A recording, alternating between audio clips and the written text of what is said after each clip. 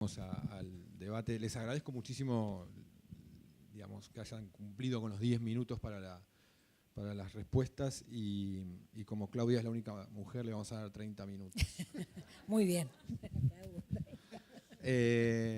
Claudia Jacinto es investigadora del CONICET, entre otros espacios, y me gustaría que compartas un poco desde la experiencia tuya de investigar estos temas, la brecha que vos ves entre el diseño de las políticas públicas y la intención de implementación de las políticas públicas con la realidad, ¿no? Y también me planteabas que querías hacer algún comentario sobre el tema de la formación, así que es el momento también. Sí. Gracias. Bueno, muchas gracias, gracias por la invitación. Bueno, yo la verdad que ya, viste, pensaba decir una cosa, pero ahora que escuché que quiero decir otras, pero bueno, vamos a tratar de vincular. Agustín empezó hablando de su marco teórico. A mí hay un marco teórico que me está gustando mucho para analizar estos temas, que es el marco teórico de las diferentes dimensiones de la justicia. La justicia redistributiva, o sea, repartir para que todos estemos bien. La justicia que tiene que ver con el reconocimiento, y ahí hay mucho que tiene que ver con la condición de la mujer y con los diferentes tipos de diversidades. La justicia que tiene que ver con la participación, ¿no? Dar voces, para dar el espacio a que todas las voces se escuchen. Y una dimensión que ahora en estos tiempos me interesa muchísimo, que es la justicia o la injusticia afectiva. Porque todas estas dimensiones de la justicia tienen su contra dimensión, que es la injusticia, ¿no? En estos niveles, en términos de distribución, en términos de reconocimiento, en términos de participación y en términos de afectividades. Como nos dicen algunos autores, en particular politólogos, estas dimensiones de la justicia están totalmente relacionadas. Y a la gente que le falta a su casa, muy probablemente también esté expuesta a situaciones, digo, para tomar el tema de la mujer, de violencia vinculado a género, y muy probablemente tenga situaciones de injusticia afectiva, porque no puede desarrollar sus vínculos en un espacio donde ciertas condiciones básicas están cubiertas, y en términos de participación lo mismo, ¿no? Entonces, creo que partiendo de este lugar, a mí lo que me gustaría es vincularlo, creo que se ha planteado bien la cuestión de los condicionamientos estructurales que tenemos en nuestra sociedad, y de la dificultad que tenemos de partir de situaciones difíciles, y que hay muchas décadas que no las podemos resolver, ¿no? Yo a veces me gusta contar que en la Argentina de los años 80 el trabajo informal era el 25%, el desempleo era el 4%. Ese mundo que nosotros mismos que lo pasamos, y muchos de ustedes no lo pasaron, ya nos olvidamos. Por eso la Argentina tenía una imagen en el mundo de un país donde había existido el bienestar. Y bueno, después nunca logramos volver a esa situación, que tampoco era el mejor de los mundos, ¿no? Entonces, digo, para entrarle al tema, a mí me gustaría empezar a pensarlo desde las trayectorias y desde la vida de la gente, ¿no? Porque todas estas dimensiones de la justicia o de la injusticia aparecen cuando uno piensa en temas muy concretos como cómo la gente puede aprovechar su capital educativo, por ejemplo. Nosotros, ahí decían, tenemos el 45% solamente de los chicos que terminan la secundaria en tiempo y forma, ¿no? Si uno los toma 4 años después, pasamos al 65% de los que terminaron en secundario, pero de cualquier manera, digamos, en un país que hace 10 años que tiene la obligatoriedad en la educación secundaria, es bastante impactante, ¿no? Que todavía tengamos ese nivel de no terminación de la secundaria. Ahora, ahí tenemos dos caminos, ¿no?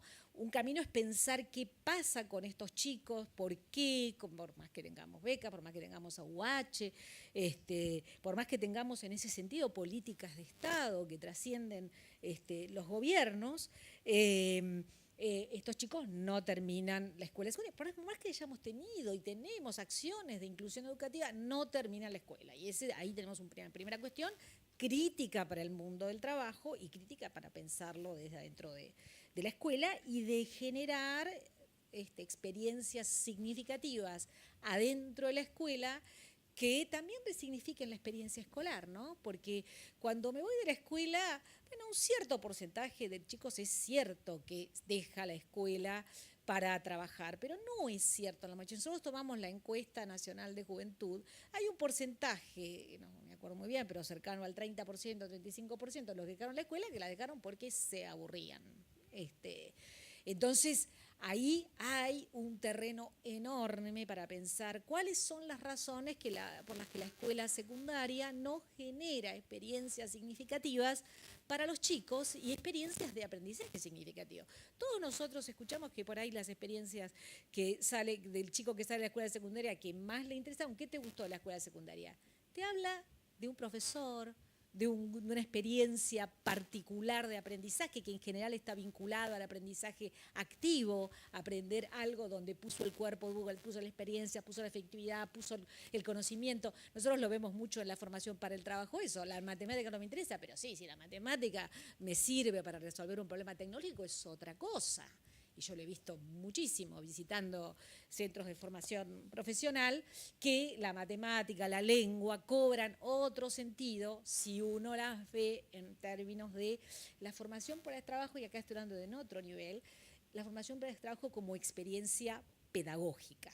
Por eso, hace muchos años que trabajamos tratando de mostrar que ciertas experiencias, porque, digamos, también sabemos, los chicos de la escuela técnica, que son el 20% en la Argentina, tienen mejores resultados en matemáticas, en las evaluaciones.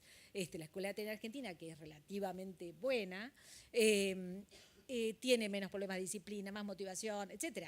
Bueno, si ese modelo es bueno para el 20% de los adolescentes, uno podría decir, bueno, hay algo para aprender para el 80% restante que no siente que es tan interesado o aprendiendo en la escuela. Bueno, pero vuelvo, y después tenemos el otro grupo, que es el que termina la secundaria pero es pobre. Y ahí tenemos una cuestión donde se desarman muchos de por ahí los mitos que planteaba Agustín, porque por ejemplo nuestros estudios nos dicen que el chico, si nosotros estudiamos trayectorias, que es lo que hemos hecho mucho, ver qué va pasando con la secuencia, que un chico pobre que termina la secundaria tiene muchas menos posibilidades de tener un trabajo en blanco, un trabajo de calidad, que uno que pertenece a sectores medios, medios altos.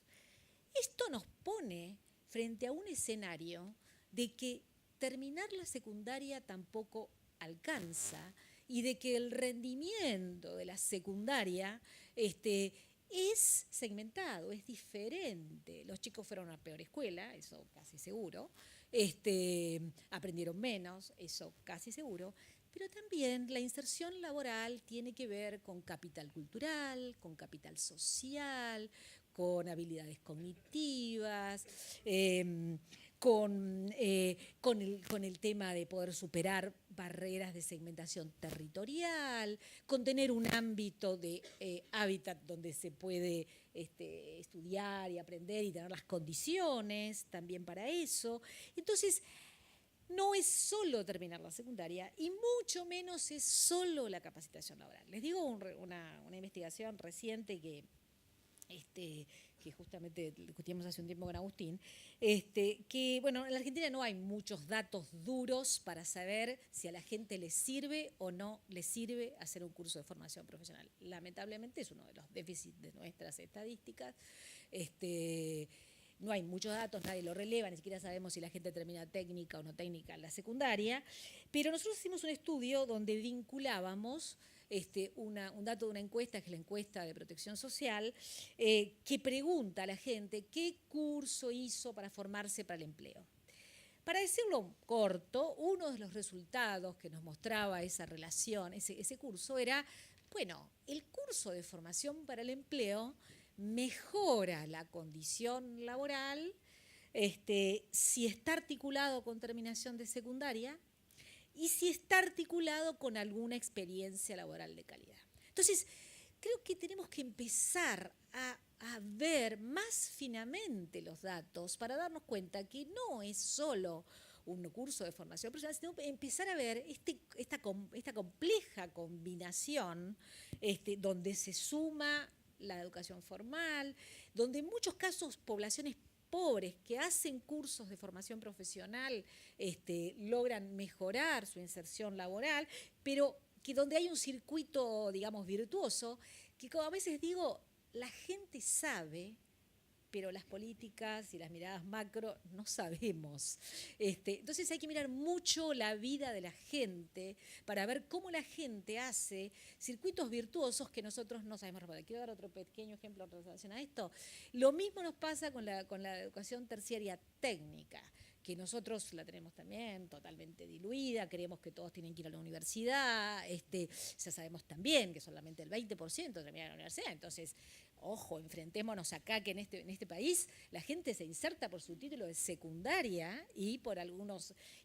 ¿Qué pasa? Nosotros tenemos un circuito de chicos que dejan la universidad y ahí van a la tercera técnica. No digo que sea de muy buena calidad porque no lo es, pero hay un circuito donde es por desorientación, porque nos faltan herramientas de orientación, de intermediación, etcétera, etcétera, estamos dejando a la buena de Dios esa construcción de trayectorias que me parece que tiene que ser el paradigma de construcción de políticas.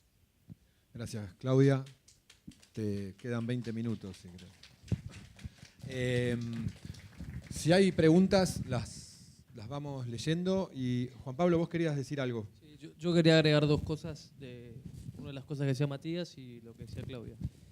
Lo que hablaba Matías del autoempleo, digo, también ahí, como Estado, tenemos que brindar las herramientas, porque de alguna manera ahí también estamos hablando de trabajo decente. Si hablamos de trabajo decente, que es derechos, obra social, equidad e igualdad de oportunidades, tenemos mucho como Estado para hacer en esa línea. Y lo que tiene que ver con el autoempleo, digo, las políticas que Matías contaba, lo que tiene que ver con el monotributo social. Digo, y para poner un ejemplo, en la provincia de Buenos Aires tenemos una ley que se llama Ley de Alas, que es un registro, que lo que hace es la exención de ingresos brutos para las personas que tienen autoempleo o están anotadas en el monotributo social.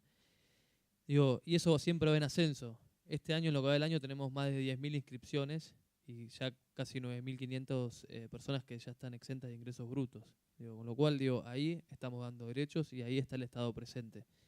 Y lo otro eso era una parte. Y lo otro, con respecto a lo que decía Claudia, comparto al 100%, y ella hablaba de cómo tenemos que también, desde la otra mirada, quizás la mirada del empleador, también mirar a esa gente. Digo, y ahí siempre me gusta poner dos ejemplos. Hoy, en el nivel educativo, tenemos escuelas con infraestructura del siglo XIX, docentes formados en el siglo XX, y tenemos que formar a los jóvenes que se van a desempeñar en trabajos del siglo XXI. Digo, ahí hay un gap que tenemos que ir acortando.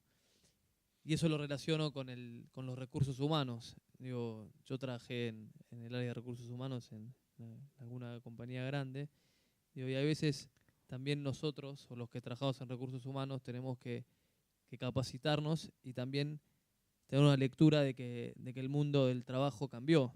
Digo, y tiene mucho que ver el trabajo que hay que hacer con los electores, porque pasa en las grandes y en las medianas y en las pequeñas. A veces pedimos o buscamos cosas, más allá del déficit enorme que hay en lo que son habilidades socioemocionales, que eso es algo que tenemos que trabajar como sociedad en su conjunto y el Estado muy presente también, pero tenemos que también empezar a cambiar la mirada, porque a veces, si vamos a ese 20 o ese 10% que ella decía es altamente calificado, que fue a la universidad, que tiene un título universitario, también si entramos al detalle de lo que se le exige a una persona que va a tener un universitario de primer empleo, a veces es muy alto.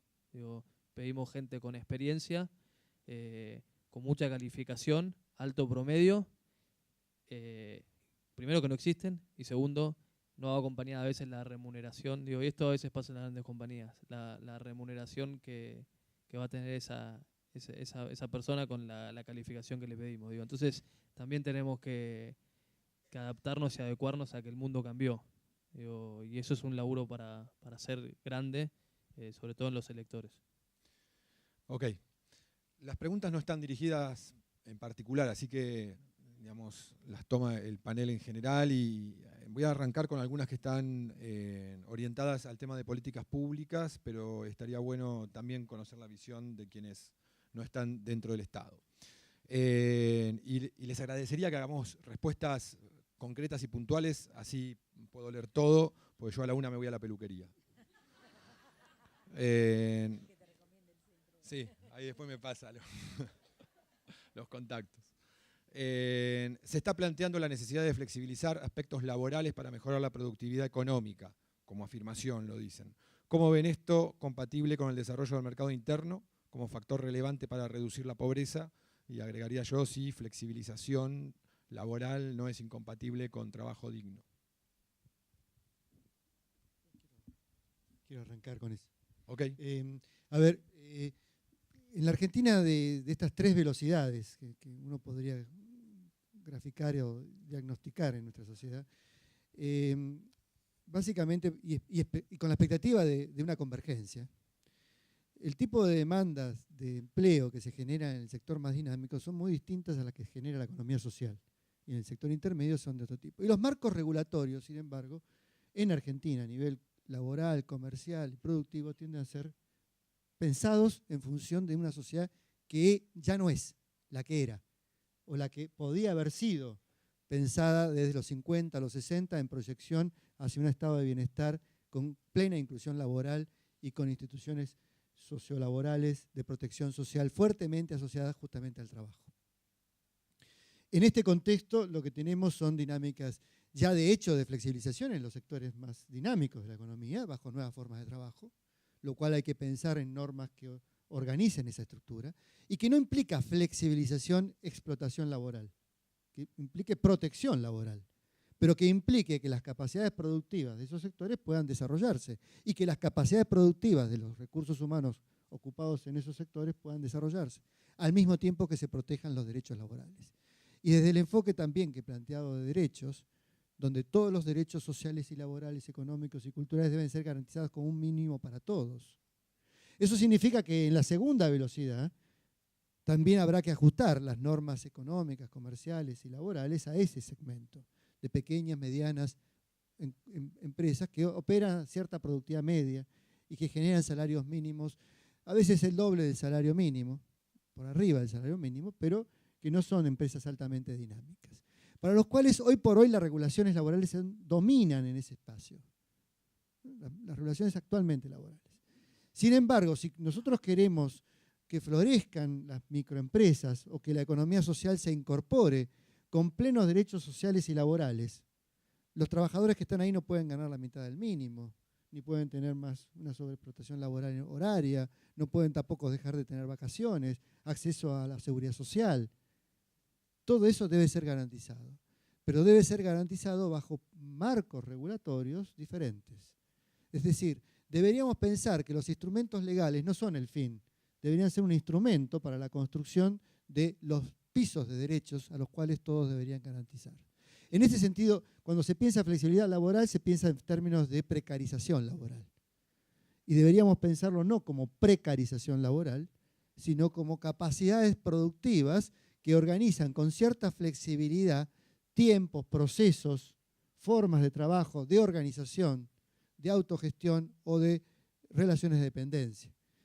Por lo cual un mantero, un vendedor ambulante, un tallerista, un carpintero, o un grupo, una familia de carpinteros, un comerciante con un pequeño taller de artesanías o de plástico, una micro que trabaja para una cadena de producción automotriz, o la gran empresa de Coca-Cola o de alimentos, de la corporación o automotriz, todos ellos los mínimos derechos laborales sean garantizados.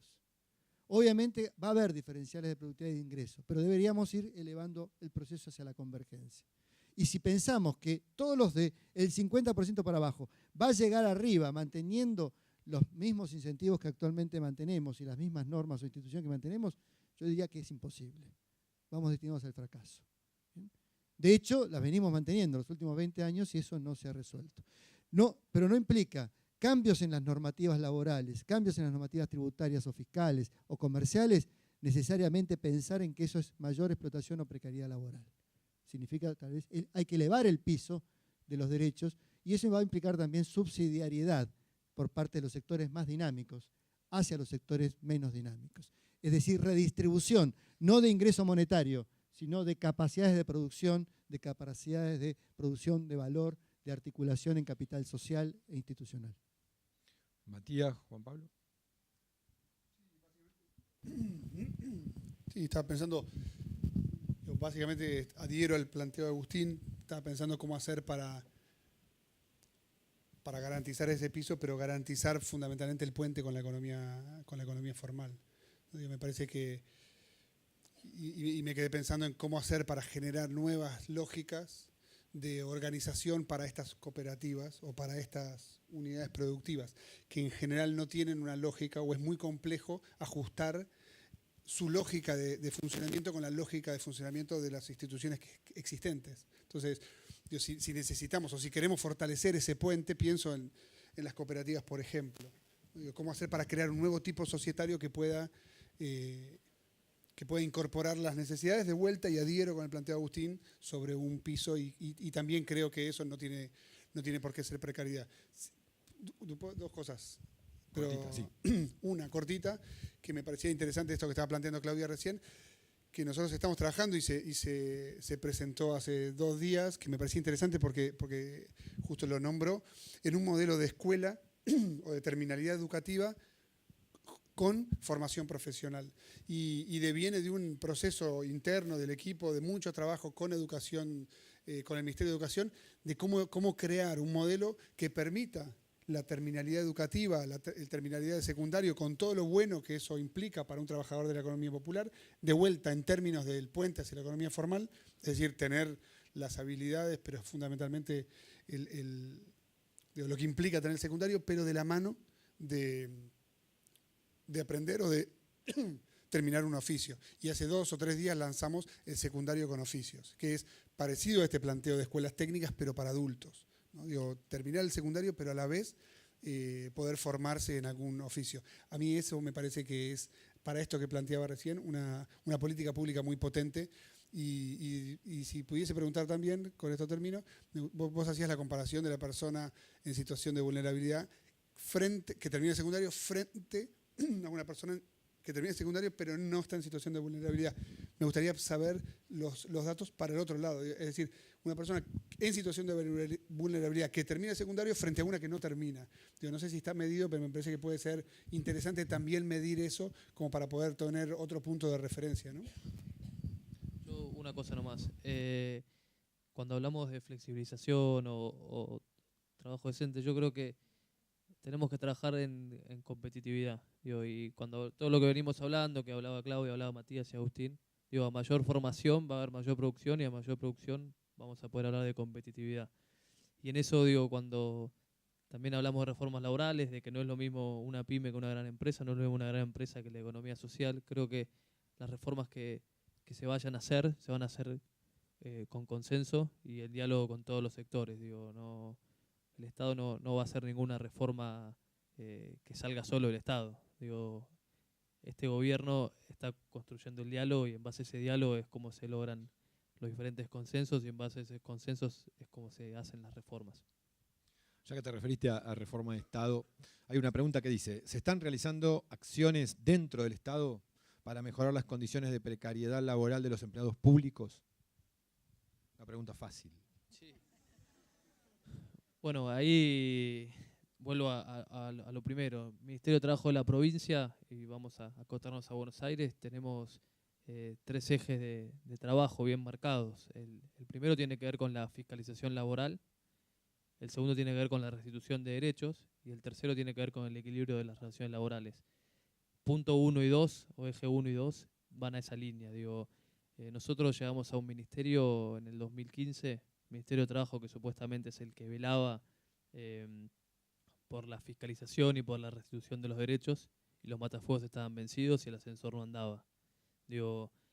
Ahí es empezar por el Estado mismo y tiene que ver con la fiscalización y y la restitución de derechos a los empleados estatales. Así que sí, en esa línea estamos trabajando fuertemente en ser el organismo de contralor de eso. ¿Cuáles son los resultados a la fecha del programa Empalme y qué impacto tuvo sobre los índices de desempleo? El programa Empalme trabaja fundamentalmente sobre esta primera hipótesis que yo planteaba, que es el vínculo de las empresas con los titulares de programas sociales, y tiene 2 o 3 respuestas a esa pregunta. La primera es que, de vuelta, la tendencia de personas que no están, el empalme ampliado, digamos, las personas que no están cobrando los programas sociales a partir de reincorporarse o de incorporarse en algún caso al mundo del trabajo es creciente, y hoy tenemos en un universo específico y lo venimos midiendo, y es algo que está avanzando. Lo hablábamos antes con Agustín. La tendencia específicamente en este colectivo que nosotros estamos midiendo era una tendencia con una salida muy pequeña en los últimos años, y este número que estamos midiendo en los últimos 6 meses es muy importante en términos relativos, incluso también en términos absolutos, respecto a lo que venía sucediendo en los últimos años de salida o de incompatibilidad del programa.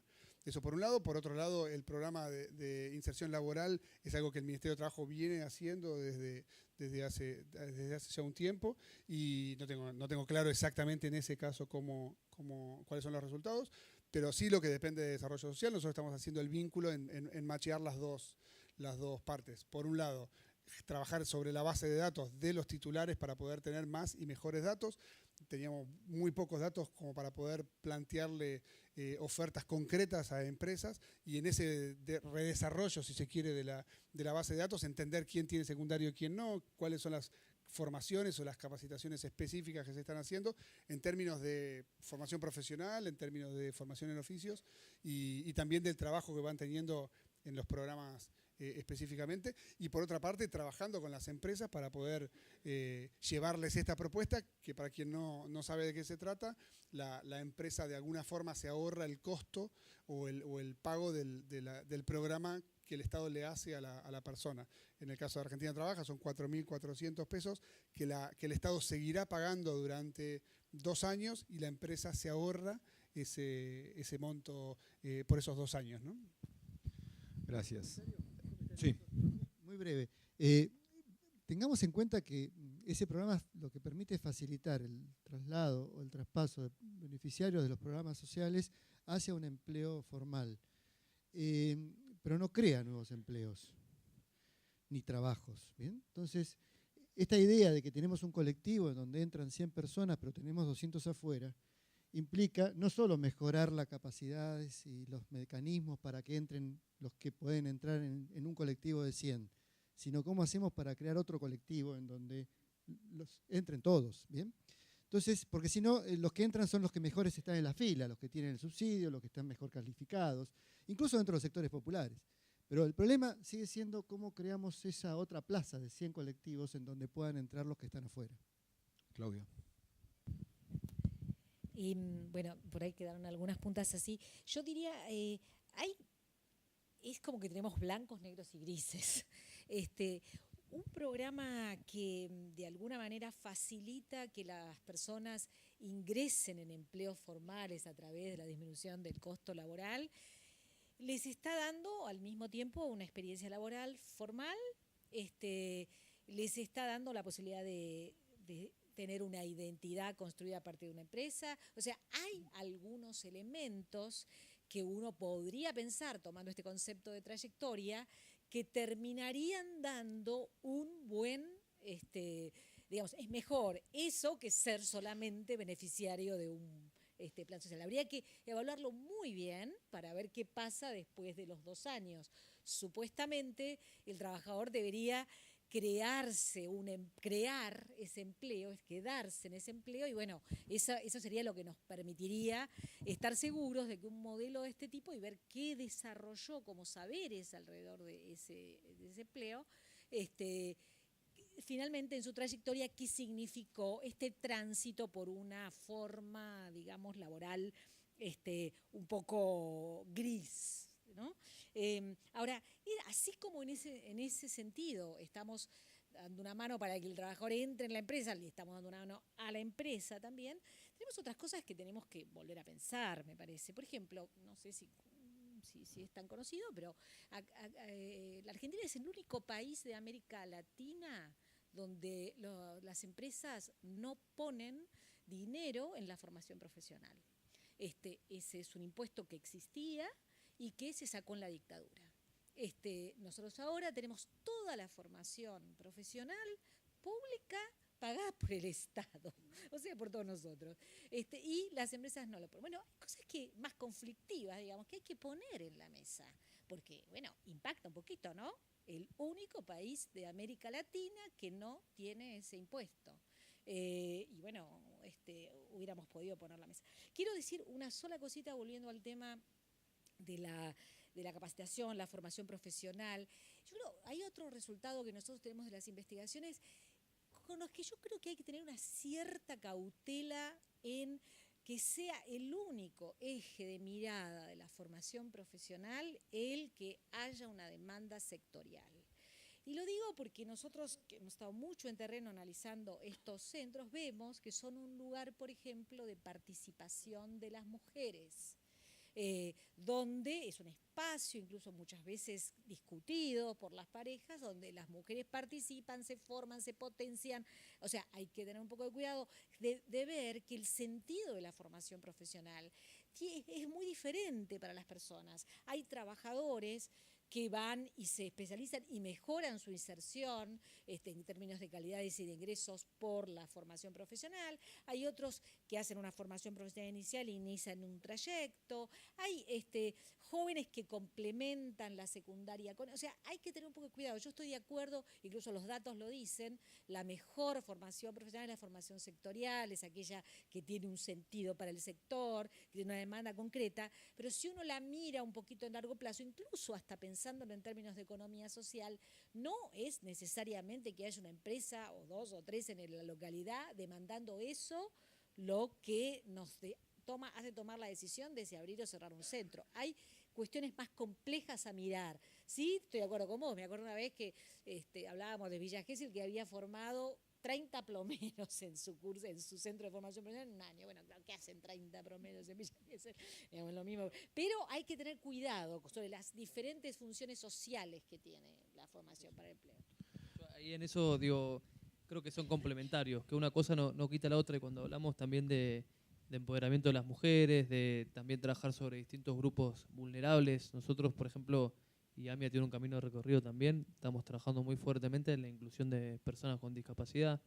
Digo, porque a veces, como Estado, hemos sacado leyes novedosas, por ejemplo, la ley 10.592, que es una ley que habla del régimen para personas con discapacidad, y habla de un cupo del 4% en el empleo público de la provincia de Buenos Aires. No se cumple, digo, y ahí estamos trabajando para cumplirla, porque hicimos una ley muy linda, muy bonita, pero nunca nos sentamos a hablar y a dialogar con el que iba a ser beneficiario de esa ley, y eso pasa muchas veces. Digo, otra ley aprobada en 2015, la ley del cupo trans, habla de 1%, digo, es un grupo vulnerable sobre el que tenemos que trabajar, digo, pero ni siquiera nos sentamos antes de hacer esa ley a hablar con ese sector y la problemática que ellos tenían. Digo, y así te puedo enumerar un montón, la ley de talleres protegidos, un montón de leyes que en la génesis son muy buenas, pero si no nos sentamos a hablar y a dialogar con el sector que va a ser beneficiado por esas medidas del Estado, es muy complicado. Nos quedan 3 preguntas y 3 minutos, así que le hago una pregunta a cada uno de ustedes y después le pido a Claudia que haga un cierre rapidísimo también, una especie de cierre relámpago. Matías, ¿existe alguna política pública enfocada en la economía social en la escuela pública o privada? Bueno, ya hiciste mención a lo que pusieron en marcha, pero si hay otras. Sí, en principio nosotros tenemos a cargo, trabajamos mucho con todo lo que tiene que ver con terminalidad educativa y el tracto formativo, es decir, el modelo de formación de alguna forma específicamente para titulares de programas sociales va desde alfabetización digital, pasando por herramientas para el mundo del trabajo, más allá del empleo, todo lo que tiene que ver con la terminalidad educativa y alfabetización no digital, es decir, tenemos un porcentaje de de personas dentro de los programas que no saben leer y escribir, y tenemos todo un plan de abordaje a esta situación. Y también tenemos un sistema de becas para finalización de estudios terciarios y universitarios como promoción dentro de los programas. Y una cosa más es que para nosotros, sin duda, miramos la formación y de hecho lo tenemos estructurado desde la contención, la formación y el arte. Digo, como para solo poner el título, porque me parece que es muy importante. Dentro de los programas que tenemos a cargo en la Secretaría, Ellas Hacen es uno de esos, donde un 80% de las mujeres son víctimas de violencia de género. Entonces el tratamiento sin duda no es solamente en una mirada economicista, es decir, en una mirada de solo sectorial, sino bueno, mucho más abierta y ahí incluso radica la potencia de la formación ampliada, si se quiere, ¿no? Juan Pablo, ¿cuáles son las políticas de empleo para jóvenes vulnerables en la provincia de Buenos Aires? Bueno, mira, ahí nosotros estamos trabajando con políticas que también las comparte el Estado Nacional. Hay un programa que se llama Jóvenes por Más y Mejor Trabajo, que es una puerta de entrada a distintas prestaciones, que lo que tiene ese programa de bueno, es un programa que se viene haciendo hace unos cuantos años con financiamiento del Banco Mundial, es que a ese joven se le da una contención y lo primero que se hace es darle un curso de introducción al trabajo, el conocido SIT. Digo, y ahí es donde se van a empezar a trabajar sobre habilidades blandas y algunas cosas socioemocionales que los jóvenes tanto necesitan. Y después entra en una carrera donde hay diferentes opciones para poder formarse. Y en correlación con ese programa nacional, en la provincia lo que estamos haciendo es poder vincular a la oferta con la demanda y estar cerca de esos jóvenes y formarlos y buscarlos en cada lugar. Digo, la provincia tiene 135 municipios, 135 realidades, 135 mundos, y si eso sumamos que 35 de esos municipios son el conurbano, digo, el combo es más grande, así que en eso estamos trabajando.